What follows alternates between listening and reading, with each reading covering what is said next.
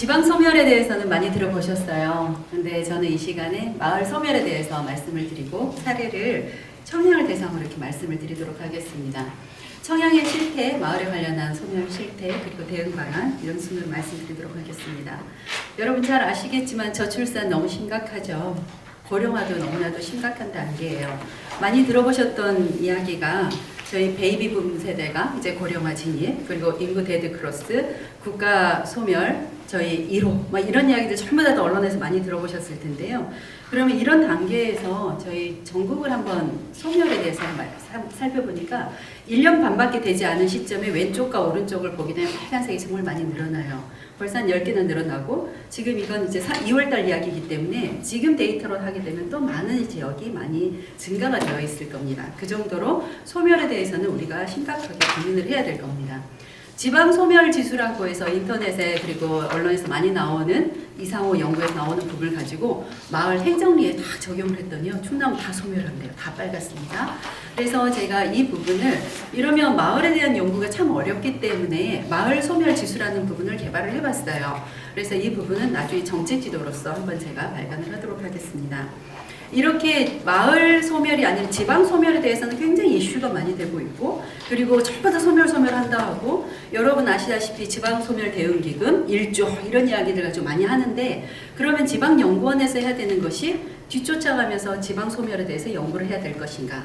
그건 아니다라는 이야기입니다. 그래서 마을에 대해서 기초 데이터를 구축을 하고 마을에 대한 소멸의 실태를 분석하는 것이 본 연구원에서 해야 되는 숙제라고 생각을 하고, 농촌 마을의 소멸에 대해서 인지를 하고 어떻게 대응할 것인가 고민을 해보자는 이야기입니다. 그래서 본 연구는 마을 행정리 단위로서 소멸 실태가 어떠한지 파일럿 연구죠. 청양을 대상으로 살펴보고 정책 방향을 차별화된 지방과 다른 농촌의 차별화된 정책 방향을 제시하는 것이 본 연구의 목적입니다. 연구는 선행 연구부터 시작을 해서 청양군 실태, 그리고 설문 인터뷰, 그리고 정책 대응 방안 이렇게 제시를 하도록 하겠습니다. 국가에서 이야기하고 있는 지방 소멸입니다. 이제는 너무나도 어려워요. 저출산으로 인해서. 그래서 어떻게 이민자를 받아들일 것인지, 생활인구를 확대할 것인지가 국가의 기조가 이제 바뀐 부분이에요. 그리고 전 부처에서 행안부부터 시작해서 법무부까지 이민자를 늘리겠다는 부분부터 시작을 해서 이제는 출생이 안 되기 때문에 생활인구, 청년을 어떻게 할 것인지, 그렇게 빈집을 어떻게 재생할 것인지 이런 키워드들을 가지고 지방 소멸에 대응을 하고 있습니다. 충청남도도요, 이 부분에 있어서 정주 인구뿐만이 아니라 생활 인구를 어떻게 가지고 갈 것인가라고 이야기를 하고 있고, 시군에서 어떠한 정책을 하고 있는지 살펴보니 전부 다 양육부터 시작을 해서 노인 복지 하는데 제일 마지막에 인식 개선 부분에 관계인구, 생활인구, 그리고 농촌을 어떻게 매력적인 도시로 할 것인가라는 부분을 가지고 연구를 많이 진행을 하고 있어요. 그래서 제가 지금 말씀드릴 부분은 첫 번째 소멸에 관련해서 한번 고찰해 봤습니다. 근데 많은 부분은 지방 소멸은 많죠. 근데 마을 소멸에 대한 부분은 충남연구원에서 연구한 것이 유일하다고 생각하시면 될 것 같습니다. 두 번째는 제가 개발했다는 마을 소멸 지수에 대해서 제가 고찰을 했고, 세 번째는 이제 요청이 있었던 부분이 어떠한 사업이 마을에 들어갔을 때 인구가 늘어나느냐, 구체적으로 좀 이야기를 해달라라는 이야기가 있어서 농어촌 지역개발 사업, 특히 마을 사업에 대해서 저희가 분석을 해봤습니다. 그리고 마지막으로는 국내의 사례, 그리고 일본에서는 한 개 마을 소멸에 대해서 어떻게 이야기하고 있는지를 한번 살펴봤어요. 국내에 있는 그리고 선행 연구를 한번 쭉 살펴봐서 어떤 키워드들이 이야기가 나오는지 살펴봤고요. 그것을 가지고 전략을 어떻게 수립을 할 것인지, 그리고 사업에 대해서는 키워드들이 어떤 것인지 오른쪽에 추출을 했습니다. 일본 사례 같은 경우도 왼쪽은 방향에 관련한 부분 전략, 그리고 오른쪽은 어떠한 사업을 했는지에 관련한 키워드들을 제가 살펴보았습니다. 청양군의 실태가 중요하기 때문에 앞부분은 좀 빨리 지나갈게요.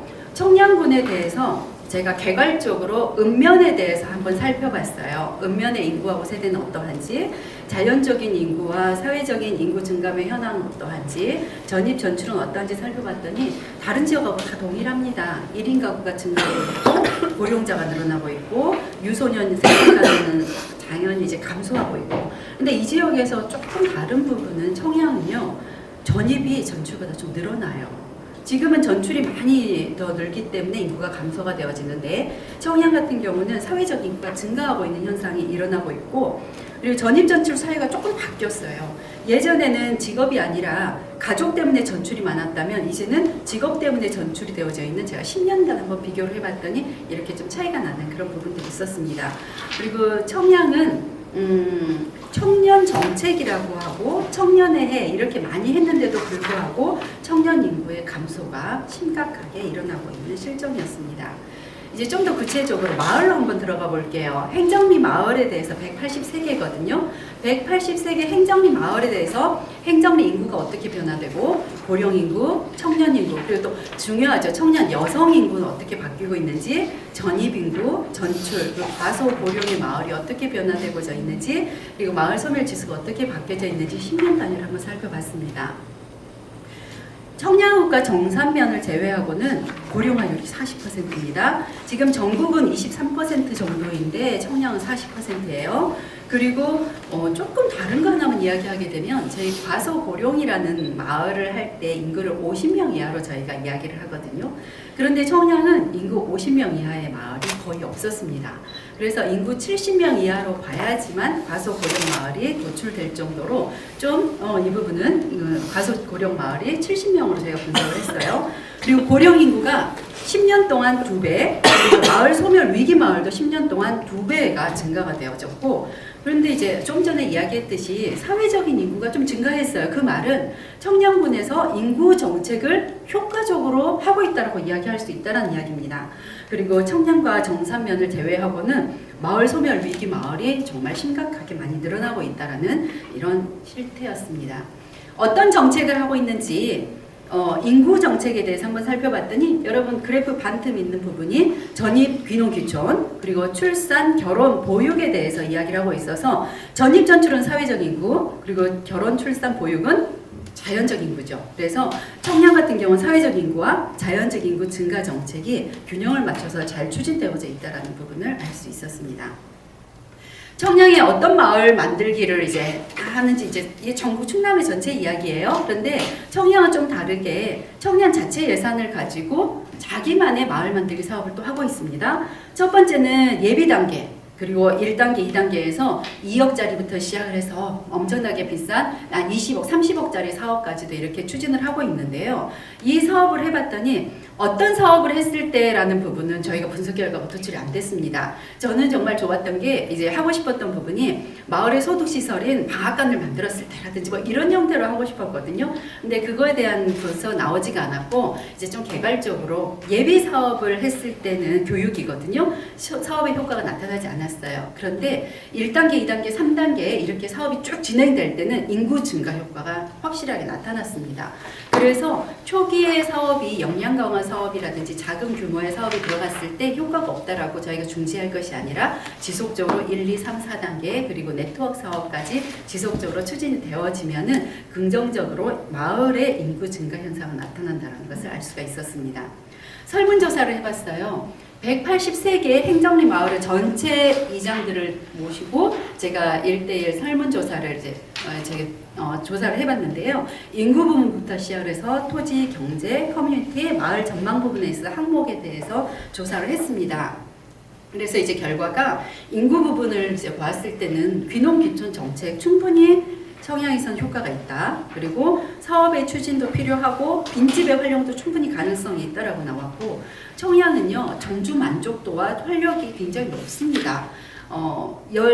저희 읍면 인터뷰를 가보게 되면은요 복지는 더 이상 안 해도 된다고 이야기하세요. 특히 노인 복지는 충분하다라고 이야기하시는 게 청양이고, 그만큼 정주 만족도가 높습니다. 그리고 활력도도 높기 때문에 공동화라고 이야기하기는 조금 어렵습니다. 그리고 마을 전망은 소멸에 대한 공감대 형성으로 외부인 유입에 대한 의식이 좀 필요할 것 같은 생각이 들어요. 소멸은 한다고 합니다. 그렇지만 내 마을은 소멸하지 않을 거고 외부인이 들어오는 것을 적극적으로 막 찬성하는 그런 느낌은 아니었어요.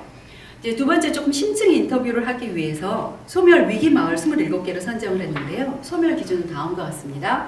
첫 번째는 과소고령 마을이라고 해서 고령화가 50% 이상, 인구가 70명 이상 사는 마을을 먼저 살펴봤고요. 그리고 마을 소멸 지수 중에서 마을 소멸 고위기 마을이 어디에 있는지 그 마을을 도출을 했고, 10년 동안 10% 인구가 감소한 행정리, 그리고 인구 70명 이하의 마을, 이 세 가지가 이제 공통적으로 해당되어지고 있는 소멸 위기 마을이라고 해서 제가 27개를 선정을 해서 이 부분에 있어서 심층 인터뷰를 한번 진행을 해봤습니다. 그래서 앞에서 이야기했듯이 사람의 공동화, 토지 경제 기반의 공동화, 커뮤니티 공동화, 그리고 마을의 전망, 의식에 관련한 부분들을 한번 물어봤고, 이 부분에 대해서 소교를 말씀드리게 되면 과소고령 마을의 비율이 좀 높지 않아요. 그렇죠? 그리고 대부분 마을에 보게 되면 확대 청년 인구, 전 45세까지 보고 있습니다. 청년 인구가 살고 있습니다. 그리고 초등학교, 중학교, 고등학교 학생들이 살고 있는 마을들이 80%나 된다는 이야기예요. 그러면 소멸 위기 마을이라고 하긴 조금 어렵지 않을까 싶습니다.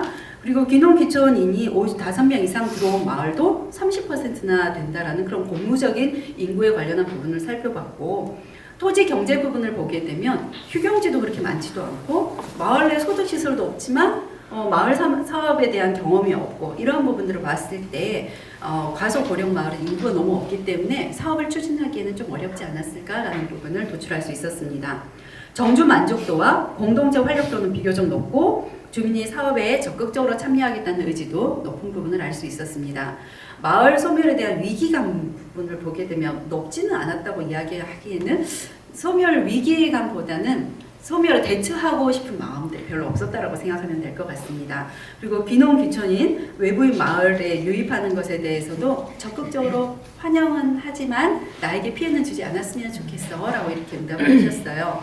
주민들의 수건 사업이 있었습니다. 청량에는 개발 사업이 있어요. 골프장 들어오고요.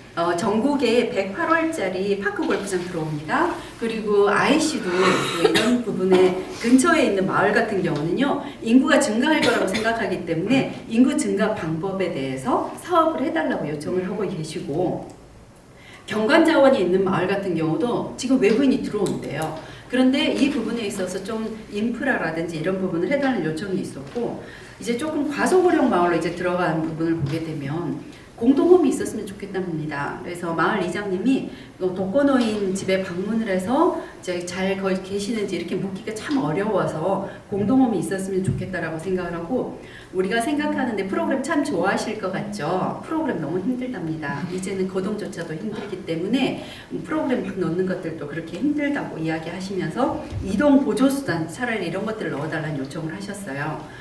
과소고령 마을, 저희가 마을 소멸 위기 마을을 보니까요, 많은 지역이 침수 재해, 이번에 청량에 엄청나게 재해가 있었지 않습니까? 그래서 재해가 심각하게 일어난 마을들이 여러 군데 있었어요. 그리고 마을 청량이 푸드 플랜이라고 한번 쳐보시면 다 아시겠지만 성공적으로 전국 대표 사례입니다. 이런 부분들에 있어서 살펴봤고요. 전문가 인터뷰도 제가 해봤더니 전문가 인터뷰의 키워드들은 원래 6개 정도 제가 도출을 했습니다. 이런 것을 가지고 제가 정책 방향을 9개를 도출했는데요. 먼저 사람 중심의 정책, 정주 여건 및 일자리에 관련한 정책, 도시와 소통, 농촌과 어떻게 소통할 것인지, 농촌만이 가지고 있는 경관을 어떻게 우리가 활용할 것인지, 생활인구와 관계인구를 마을에서는 어떻게 활용할 것인지, 빈집, 그리고 행정적, 공간적, 기능적 재편을 어떻게 할 것인지, 그리고 주민자치, 우리가 읍면에 관련한 자치는 강화되는데 마을에 관련한 자치가 필요하다라는 의견, 그리고 인식 개선 9가지의 정책 방향과 방안을 제시를 했습니다. 정책 방안으로는요, 사람 중심의 정책은 이제는 국가가 책임지고 아이를 육아를 시켜야 되겠죠. 그래서 영유 아동을 책임지고 키우는 철학에 근거한 통합적인 돌봄이 필요하다는 것과, 그리고 고령자도 보살핌 받을 권리가 있어요. 그래서 이 부분을 단지 요양원에 보내고 공동홈에 사는 것이 아니라 내 집에서 내가 원한다면 내가 충분히 돌봄을 받을 수 있는 이런 권리, 그래서 고령자 사망 요인을 낮추기 위한 응급 상황에 대처할 수 있는 방안, 외로움과 식사 문제, 그리고 건강 프로그램과 그리고 스마트 기술이 도시에 적용될 것이 아니라 농촌에 적용이 돼야 된다는 이야기예요. 그래서 농촌에 적용이 돼서 어떻게 이제 쓰러졌을 때 위기 상태 사전 탐지하고 예방 시스템에 이제 구축을 해서 돌발 상황을 대응할 수 있는지, 이러한 부분들에 대한 정책을 저희들이 추진을 해야 될 것 같습니다. 정주 여건은요, 이제 단지 집을 이게 아니라 일자리, 그리고 생활 여건, 공동체까지 함께 어우러진 마을에서 이루어져야 되는 부분들이고요. 이 부분들도 이제 공동 홈에 관련한 부분들, 그리고 일자리는 6차 산업과 마을 주민 주도로서 할 수 있는 사업을, 이제는 주민 주도 참 어렵잖아요. 그래서 어떤 사업을 추진을 할 때 사회적 경제, 청년들이 같이 적용이 되어서 같이 추진할 수 있는 형태로서 사업이 진행이 돼야 될 것 같습니다.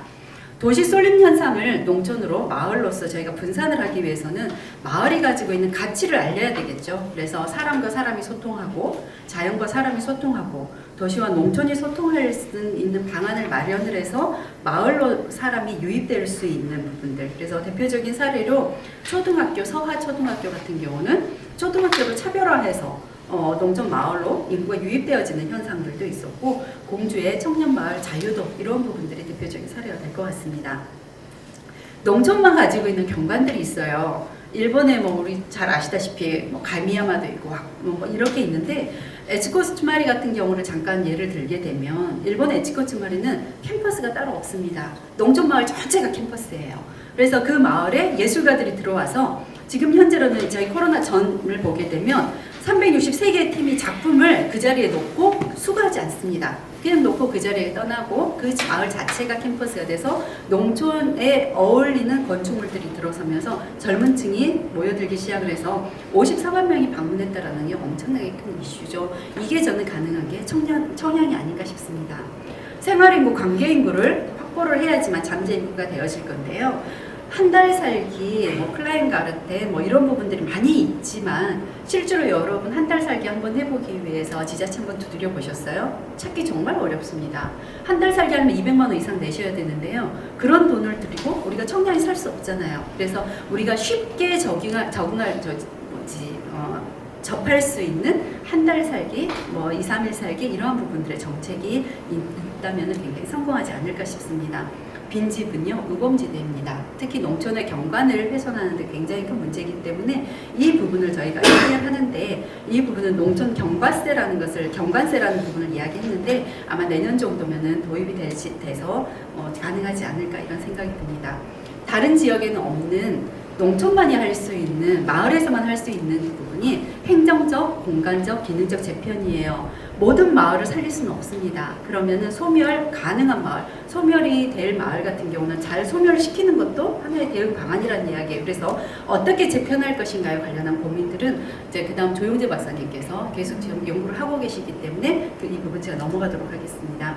읍면의 자치가 아니라 주민 자치가 강화되어져서 마을 주민 스스로 살고 싶은 마을을 만들어야 돼요. 깨끗한 마을을 만들어야 되는 부분이고요. 그리고 인식 개선에 관련한 부분들도 마을 소멸에 대한 공감대가 형성이 되어야지만 지방 소멸 대응 기금이 아닌 한계 마을 수장도 나오겠고 다양한 부분이 나오겠죠. 그리고 저희가 이제 고향세 이런 부분이 하는데, 고향세를 그냥 일괄적으로 추진을 할 것이 아니라 청량에 하나의 학교를 살리기 위한 목적성 고향세, 이런 부분들도 필요하지 않을까 싶습니다. 그리고 청량이 이제 여기에서 제가 작성을 하지 못했지만 가장 큰 것 중에 하나는 깨끗한 마을 만들기만 하면 될 것 같아요. 일본 같은 경우는 마을 주민들이 하는 것은 하나도 없습니다. 그냥 깨끗하게 사진 촬영하기 좋은 마을만 만들어요.